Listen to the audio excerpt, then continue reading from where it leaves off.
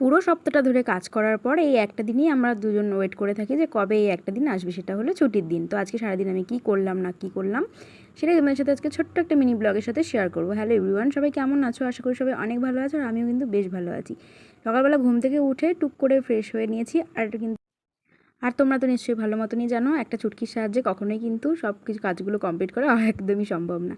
তো যাই হোক, সকালবেলা ব্রেকফাস্টে ছিল কিন্তু চিড়ের পোলাও, তো এটাই দিয়ে আজকে ব্রেকফাস্ট করেছি। আর আজকের ওয়েদারটা এত ভালো, মানে টানা কয়েকদিন বৃষ্টি হওয়ার পরে আজকের ওয়েদারটা খুব সুন্দর ছিল, যার জন্য আমি আর দেরি করিনি, যে জমানো যে জামাকাপড় ছিল সবগুলো কেচে দিয়েছি।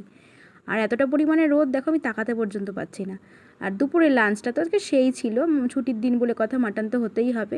আর সন্ধ্যেবেলায় একটু রিল শ্যুট করছিলাম, তার জন্যই একটু সুন্দর করে রেডি হওয়া। কেমন লাগছে অবশ্যই জানিও। অনেক দিন পরে এই ড্রেসটা পরলাম, এটা কিন্তু আমার অনেক আগের একটা ড্রেস। তো মুখের এত মেকআপ এবার তো তুলতে হবে, শ্যুট করার তো বেশি সময় লাগে না, রেডি হতে আর রিমুভ করতে যেটুকুনি সময় লাগে। তো আমি চেঞ্জ করে চলে আসলাম। আরও এনেছিল ডোনাট টাইপের একটা কেক, দারুণ ছিল এটা খেতে, আর সেটাই ও টুক করে ভিডিও করেছে।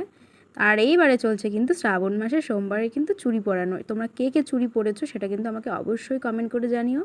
আর আমিও এবার কোনো বছর পরি না, আর এই বছরই কিন্তু পরলাম। আর সবথেকে বড় কথা, আমার বর কিন্তু এটা নিজে হাতে ধরে মনে করে আমার জন্য কিনে এনেছে, আমি কিন্তু একবারের জন্যও বলিনি। তো এই ভিডিওটা এই পর্যন্তই। কেমন লাগলো অবশ্যই কমেন্ট করে জানিও।